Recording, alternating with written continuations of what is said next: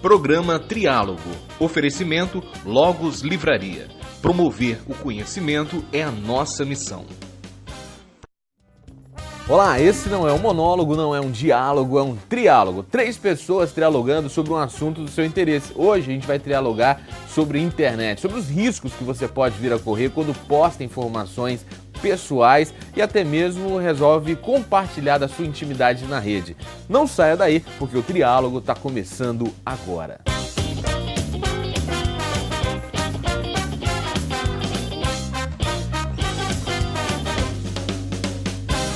Há cerca de 20 anos a internet faz parte do nosso dia a dia. O crescimento, a ampliação das tecnologias de comunicação e informação criaram uma reinvenção do cotidiano. Como as pessoas estão lidando com essa reinvenção? Esse é o tema do triálogo de hoje. A gente quer saber que risco efetivamente elas estão assumindo para si mesmas. Eu quero hoje conversar aqui com os nossos convidados, o Eduardo Pinheiro, ele que é especialista em crimes virtuais, ele é da Academia de Polícia Civil aqui do nosso estado, e temos também o psicólogo, professor e pesquisador Fábio Nogueira. Antes de começar o programa, eu queria que você assistisse esse vídeo.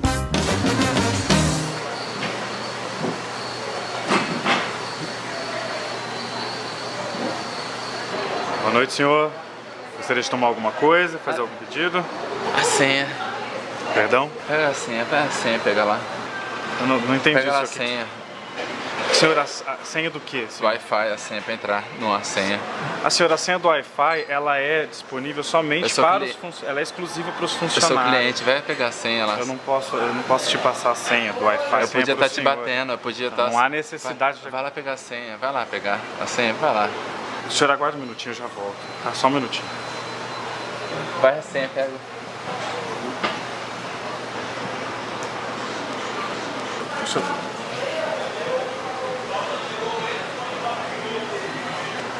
O senhor quer fazer algum pedido agora, senhor? Tomar alguma coisa? O senhor não quer comer nada? Senhor? O senhor não quer...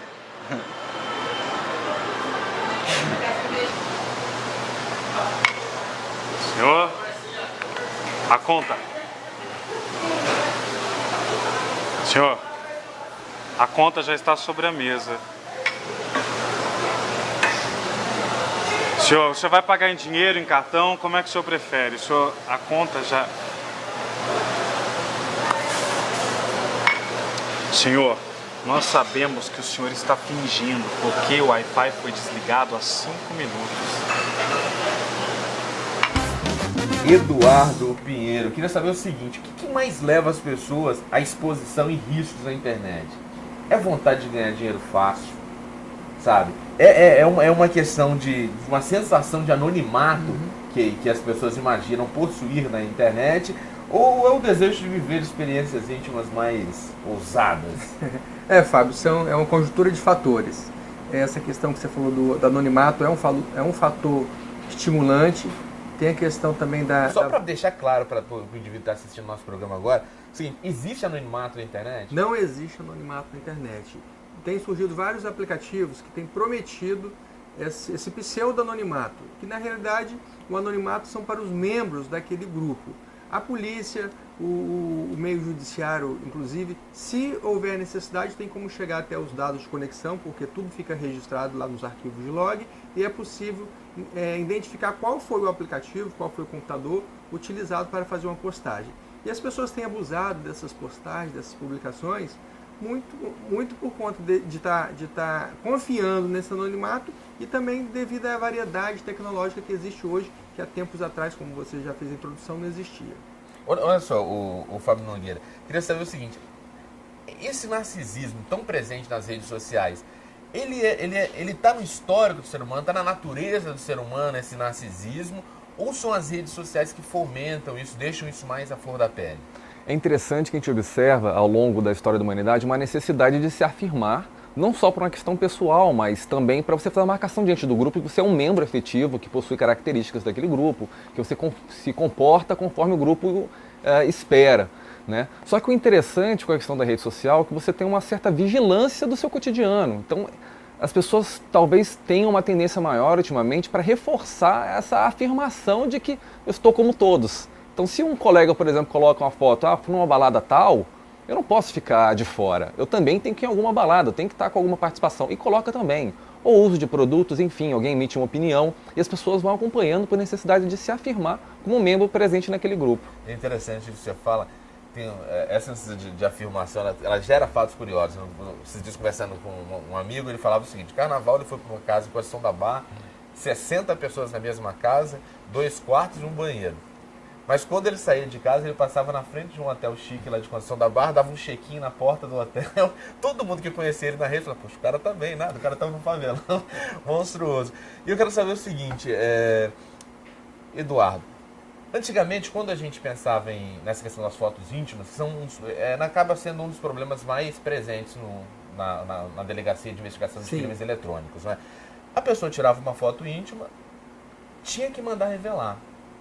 Ela pensava 2 vezes em tirar foto, porque quem ia revelar ia ver aquela foto. Então já criava um constrangimento. Ainda assim, algumas pessoas faziam. Quando aquela foto vazava por alguma maneira, que tempo durava esse constrangimento? O tempo que durasse o papel fotográfico. Exatamente. Em tempos de internet, não existe desgaste material. Ou seja, todas as fotos, todos os vídeos vão ficar para todos sempre com a mesma qualidade, não é verdade? Exatamente, Fábio.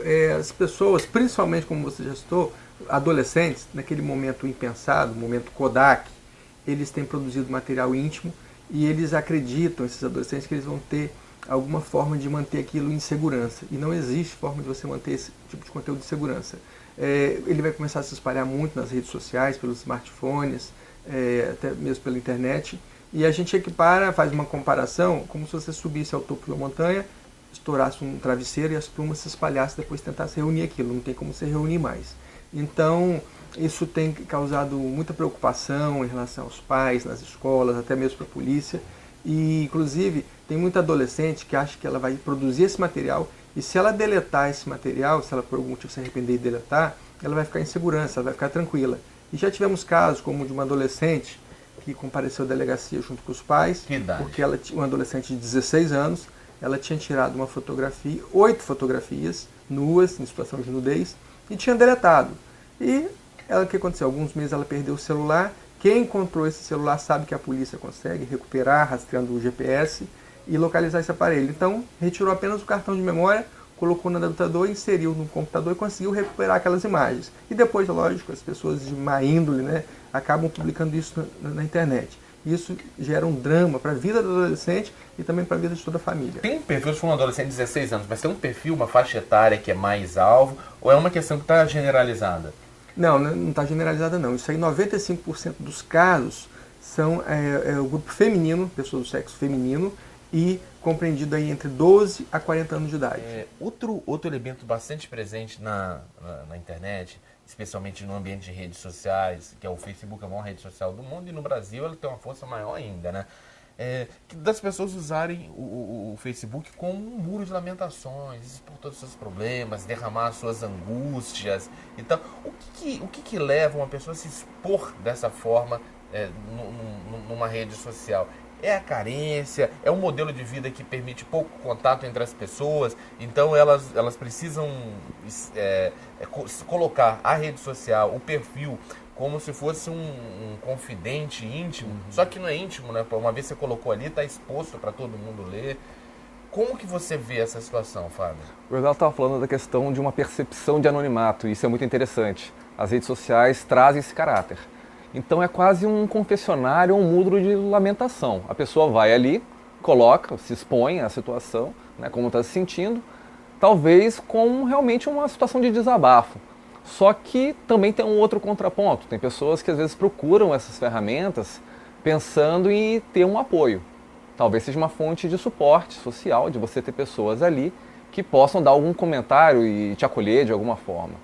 Só que nem sempre você tem um controle de quem são essas pessoas que comentam a situação ou como elas vão comentar a situação. Se você já está ruim, um comentário te joga mais para baixo ainda. Te empurra a ladeira abaixo, né? Isso é bastante complicado.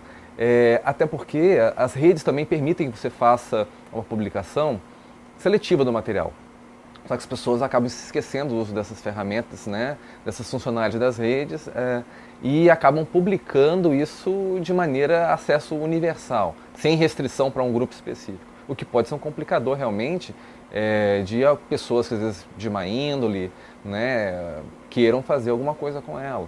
A gente vê isso muito acontecendo com jovens, não só fazendo um comentário mais de desabafo, mas às vezes também tendo comentários buscando um retorno realmente do grupo que faz parte, às vezes para tirar um pouco de onda mesmo com os amigos, né, de terem conseguido fazer alguma coisa que outros não conseguiam, né, talvez num movimento de ostentação que está bastante comum hoje em dia, né, os jovens vivem numa situação de ostentação para se manter num certo nível diante do grupo.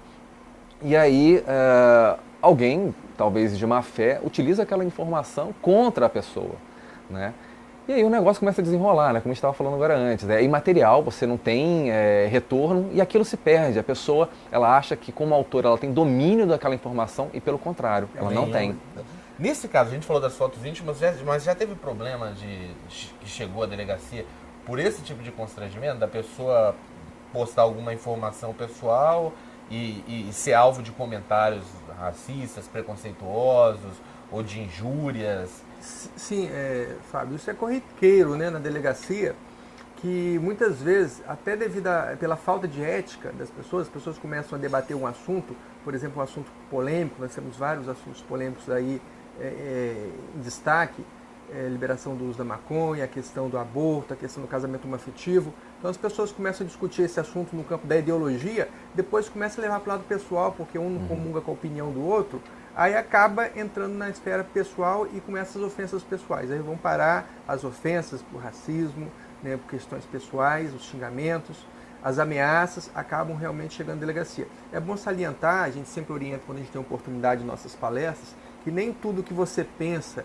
ou que você faz, publica na internet. Porque às vezes você pode ali estar afetando alguém, atingindo alguém, isso aí ou pode até virar... mesmo cometendo um crime. Exatamente, ou cometendo um crime. Você pode ter uma opinião, uma visão de mundo que você guarde para você por foro íntimo. Porque se você extrapola, você está num crime de racismo, você está incitando ódio. Exatamente. É uma exposição desnecessária que pode ter repercussão não só na sua vida digital, mas na sua vida pessoal. No mês de abril desse ano, teve um jovem, um adolescente de 16 anos, que publicou uma foto ao lado de um primo que estava preso, também menor de idade, por motivo de drogas, tráfico de drogas. E após ele publicar essa foto, ele saiu, foi para a rua dele. Uma hora mais ou menos depois que ele tinha publicado essa foto, passaram dois rapazes de moto, um desceu da moto, perguntou se ele era fulano de tal, primo de não sei o que, ele confirmou e ele foi assassinado em Central Carapina, na Serra, por conta disso aí. Tá? De ter mapeado Exatamente. Tudo que pensa, tudo que faz, está publicando na internet. Um casal foi viajar, foi para a Europa e estava da Europa postando as fotos, né, das viagens, e um casal da Praia da Costa. Quando eles retornaram, já perceberam os sinais de arrombamento na residência. Quando entraram lá, não tinha mais praticamente nada de valor dentro da casa. E ainda um bilhete em cima da mesa. Próxima viagem de vocês, favor informar novamente no Facebook. Então, olha só o que gera a internet. A exposição desnecessária. Você que está assistindo o programa agora, você que tem uma atitude de ostentação muito presente nas suas redes sociais, vamos filtrar um pouquinho dessas informações, né, Fábio? Como o Eduardo colocou aqui pra gente, muitas vezes a pessoa está inclusive mapeando o seu cotidiano para entregar.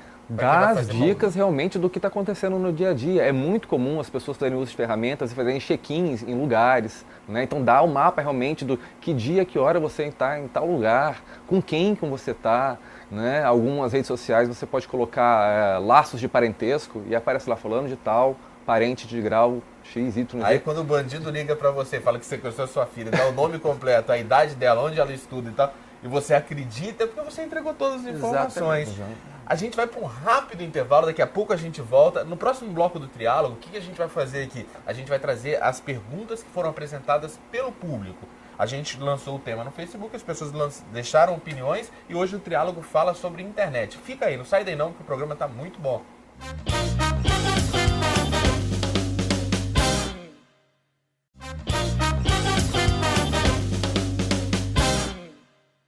Estamos de volta com o Triálogo, que hoje trialoga sobre a internet, sobre os riscos da internet. A gente, para conversar sobre esse assunto, para trialogar sobre esse assunto, Temos o Eduardo Pinheiro, ele que é especialista em crimes eletrônicos, em crimes virtuais, ele é da Polícia Civil do nosso Espírito Santo, e temos também o Fábio Nogueira. Fábio Nogueira é psicólogo, professor e pesquisador. Nesse bloco a gente apresenta as perguntas que o público deixou. Sempre antes de gravar o programa, a gente oferece o tema lá na página do Facebook do Triálogo, que é facebook.com/triálogo na TV, a gente deixa lá e as pessoas oferecem perguntas. Muitas perguntas chegaram aqui.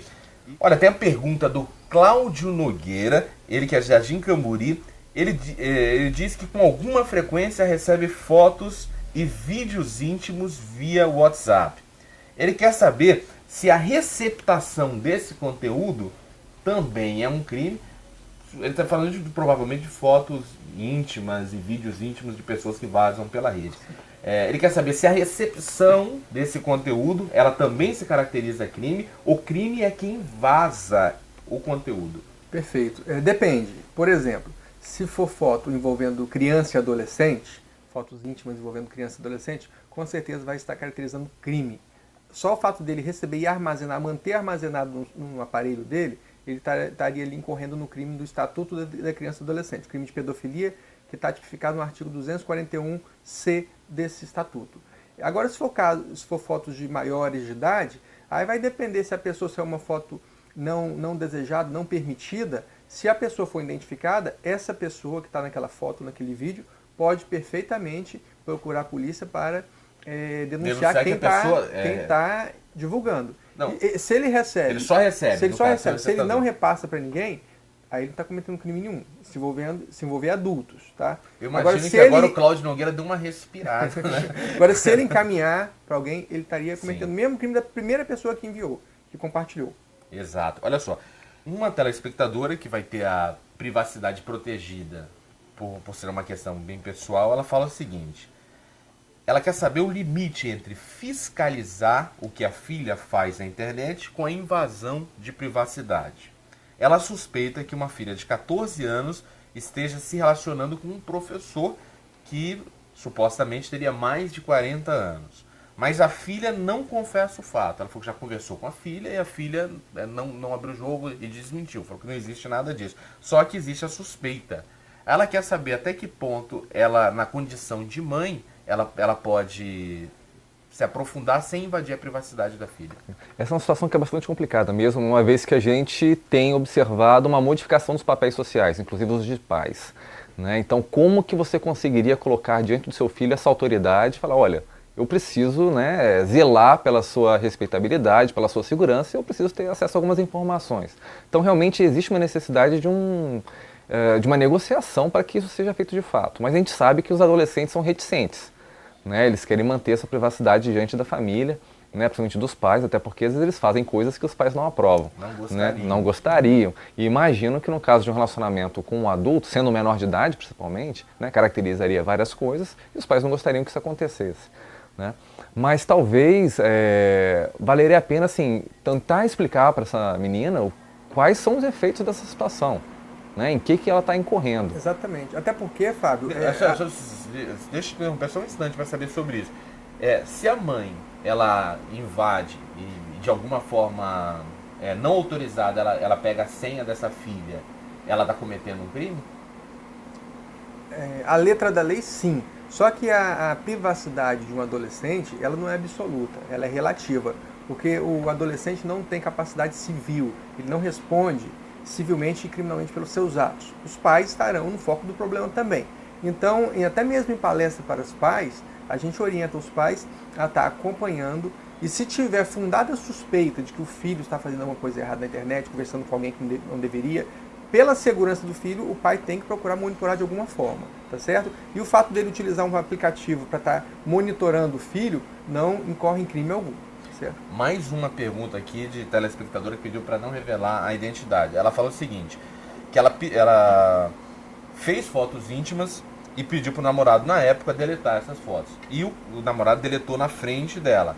Só que depois que eles terminaram, ele conseguiu recuperar os arquivos e hoje ele chantageia essa telespectadora, ameaçando divulgar as fotos. E ela se vê refém dessa situação. O que ela pode fazer nesse caso? ela tem que buscar documentar essas chantagens, não sei se é por e-mail ou pessoalmente, provar isso e comparecer à delegacia porque ela está sendo vítima do crime de extorsão, tal como foi vítima a Carolina Dickmann, que deu aí ensejo à criação da lei ano passado, a lei de invasão de dispositivos informáticos. Olha só, uma outra questão muito comum, o Rogério Chagas, ele é de Vila Velha, ele pergunta o seguinte: no caso de perfis de casal, pessoa que está lá no Facebook, vê que cada um tem a sua individualidade, bota o perfil do casal. É uma prova de afinidade e confiança ou de imaturidade e desconfiança? Depende muito do casal, mas é bastante curioso as pessoas montarem um perfil junto e não ter os perfis separados, né? Muitas pessoas usam desse recurso como uma forma de controle, né? É bastante comum isso como forma de controle, não necessariamente como um dispositivo de intimidade. Só que você pode incorrer em alguns problemas, que é alguém tentar falar com uma das partes e você receber uma mensagem, né? Ou uma cutucada, talvez, né? Que não seria muito bem-vinda e gerar um estresse ali, né? Para o casal. Então, a própria pessoa, você nunca sabe com quem você está falando, né? Você precisa dar um recado para a pessoa. E é uma tentativa de controle que pode ser um tiro no pé, na verdade, né? O Gustavo Chagas, de Guarapari, ele pergunta o seguinte: se é confiável a utilização de Wi-Fi de bares, restaurantes, shoppings e de vizinhos descuidados que não guardam as suas redes com senha? Não é confiável porque muitas dessas Wi-Fi abertas são verdadeiras armadilhas, que as pessoas deixam mesmo essas redes abertas e instalam no seu computador ali que vai estar gerenciando aquela rede programas espiões do tipo Sniff que vai estar interceptando todos os dados que aquela pessoa está transmitindo ao utilizar aquela rede sem fio aberta. Esses programas, eles são programas de fácil acesso e manipulação ou são programas para iniciados, para hackers? Esses programas têm se tornado cada vez mais simples, tá certo? Qualquer lamer é o criminoso especialista, que não é hacker, não é cracker, mas ele pega esses programas prontos da internet e como eles estão se tornando cada vez mais simples, é fácil qualquer pessoa estar manipulando. Então não tem muita complexidade não. Exato. Fábio, a gente viu aqui alguns casos foram citados e tal. Problema de foto íntima é um dos mais comuns. A gente conversava um pouco antes do programa, inclusive 2 adolescentes em nível nacional já cometeram suicídio por isso. Aqui no Espírito Santo uma também veio a cometer, né? Sim. Infelizmente Jardim Camburi, não é isso? Isso, uma adolescente de Jardim Camburi. Qual a idade dela? 16 anos. 16 anos. Como que o pai e a mãe que recebe a notícia que a filha está envolvida ou o filho está envolvido num caso dessa natureza pode fazer para acolher e para ajudar o filho a lidar com essa situação? Uma vez superar, nunca vai ser possível. Esses casos são cada vez mais comuns. Inclusive, tem aparecido pessoas hoje procurando atendimento, né, com situações desse tipo, de exposição indevida na rede, situações de extorsão, enfim. E algumas delas que não procuram a polícia. Isso que é muito curioso. E é sempre um dos primeiros pontos a serem abordados por que a pessoa não procura a polícia e que ela deveria procurar. Algumas colocam que não procuram por conta de receio de ficar mais expostos ainda. Né? Então acho que é um ponto importante de a gente estar tratando com essas pessoas.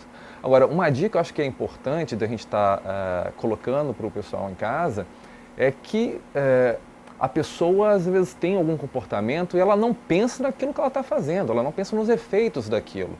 Né? Às vezes o adolescente, talvez por uma questão de ingenuidade ou falta de experiência de vida, confia num amigo, num colega, num namorado, ou então numa situação de festa, numa balada, gravam alguma coisa, tiram uma foto, ela às vezes nem percebe também. Esse é outro problema que a gente vê, a pessoa pode estar sob efeito de alguma substância e não consegue perceber que estão produzindo algum material com a imagem dela, isso cai na rede, né? Então nem sempre é algo que é um comportamento ativo, né? No qual talvez uma família poderia repreender, olha, você está abusando da situação e está criando a situação.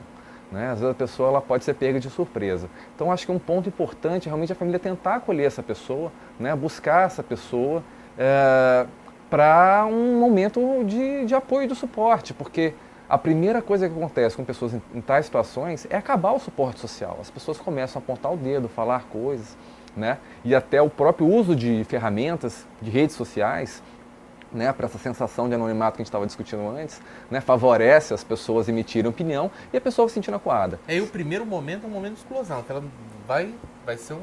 Arrasa a vida da pessoa. Depois vai continuar acontecendo, mas em doses mais...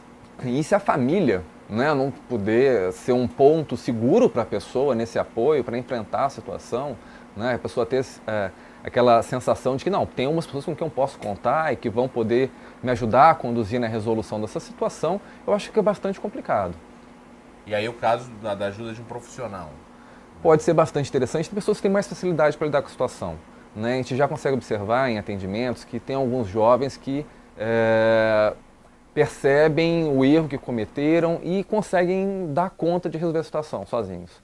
Mas a gente sabe como é uma situação de um material que não se perde, que se mantém na rede, por mais que você tente apagá-lo e a gente tem hoje dispositivos, né, da polícia e do judiciário realmente que vão atrás e tentam resolver a situação, mas não é uma garantia total, porque sempre pode novamente ser retomado esse material em algum momento. Como essa pessoa chega lá na delegacia? A pessoa chega muito abatida, muito transtornada pela situação e sem saber o que fazer. E realmente ela chega nesse desespero querendo que a polícia dê conta de tirar o conteúdo de tudo que é site que está sendo publicado. E a polícia, o judiciário não tem como atingir a todos os locais em que esse conteúdo está hospedado, porque vai se espalhando muito grande. Você tira de um lugar, depois ele vai aparecer em outro site e assim sucessivamente. A gente sempre aconselha, quando está tratando de adolescente, os pais encaminharem esse adolescente para um tratamento psicológico, para fazer uma terapia, para tentar minimizar os efeitos que essa situação toda vai estar criando naquele adolescente.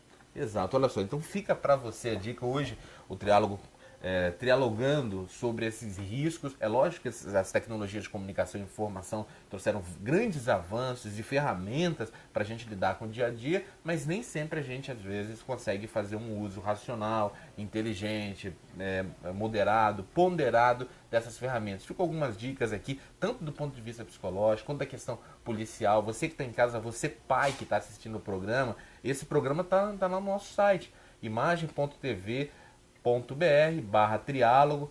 Indica, manda para o seu filho esse link, deixa ele assistir o programa para amadurecer o posicionamento dele frente a essa questão. No próximo bloco a gente volta indicando livros para você que se interessou pelo tema e quer aprofundar um pouquinho mais o conhecimento a respeito, tá bom? Não sai daí, 2 super livros vão ser indicados no próximo bloco. A gente vai para o intervalo e volta muito rápido.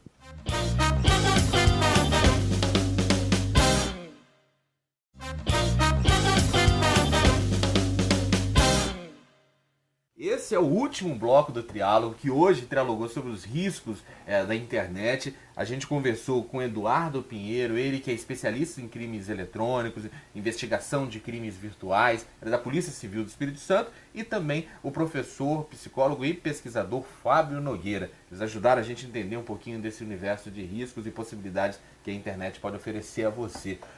Nesse último bloco a gente apresenta indicações de leitura, onde vocês vão poder, você que se interessou sobre o assunto, quer saber um pouco mais, eles vão indicar bons livros para vocês.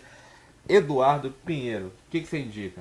Eu indico o meu livro que eu escrevi em parceria com meu amigo Gilberto Sudré, que é especialista em tecnologia da informação. É um livro que foi feito para o usuário doméstico, uma linguagem bem simples, e tem 5 capítulos, um capítulo sobre os cuidados da internet, outro capítulo sobre os cuidados nos dispositivos móveis, os cuidados no computador e também um capítulo sobre os cuidados no dia a dia, como você se comportar, o aspecto comportamental, o aspecto da ética, para você não se ver aí de frente com os riscos, com as armadilhas da internet. É a dica que eu dou de leitura, é o livro Como Aumentar Sua Segurança no Mundo Digital. Ótima dica aí para você, pai, sobretudo, né? Fábio Nogueira, o que você apresenta pra gente? Bom, eu acho que é uma sugestão legal, o livro do Joel Haber, que fala sobre seu filho versus bullying, que dá algumas dicas com linguagem bastante simples, né, de como lidar com essa situação, tratando com professores, diretor da escola, colegas, e também dando algumas dicas de quando procurar um profissional, como escolher um profissional e lidar com a situação. Um livro com linguagem bastante acessível, bastante bacana aí, né, que o pessoal pode utilizar como uma leitura básica para começar a resolver o problema, né, que está surgindo em casa. Exato, até porque o primeiro sintoma depois que vazam conteúdos ou a pessoa sofre injúria de qualquer ordem na internet é o bullying. O bullying é o primeiro problema que a pessoa vai ter que aprender a lidar, né? Sim. Exatamente. Gente, ó, quero agradecer imensamente aqui, Eduardo Pinheiro. Eu que agradeço, Valeu. obrigado, Fábio, mais De uma vez. novo aí poder ajudar a gente a esclarecer essas temáticas aí. Você oferece palestras, não é? Sim, nós temos na Polícia Civil a palestra Internet Segura para Adolescentes. É uma palestra que foi criada quando a gente observou o grande índice de adolescentes e crianças envolvendo em crimes virtuais, ou na condição de vítima ou na condição de autor. Então, os interessados que queiram que essa palestra seja ministrada em sua escola, é só entrar em contato com a Academia de Polícia Civil por meio do telefone 32 22 5689. Tá aí, uma ótima dica para você que tem diretor de escola, pedagoga, professor, levar essa informação adiante. Fábio, quer deixar um recado final também? Mas, antes de mais nada, muito obrigado pela presença, pelos esclarecimentos que você trouxe aqui. Quer deixar algum recado também aí, algum serviço? Bom, eu acho que é importante que as pessoas não sintam medo de procurar ajuda. Né? Algumas pessoas falam que não procuram a polícia por medo de aumentar a exposição, mas procure sim, porque é um direito seu e isso é importante para que a gente possa parar pessoas que estão fazendo uso indevido das informações. Maravilha.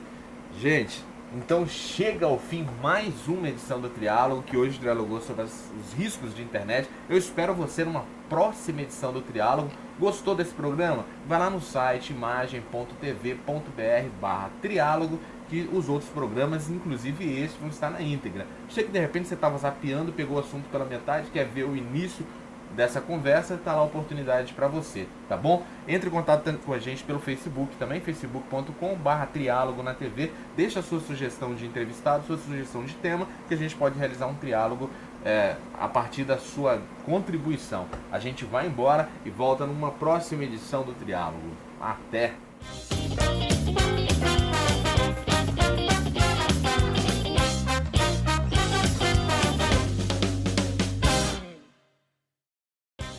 Programa Triálogo. Oferecimento Logos Livraria.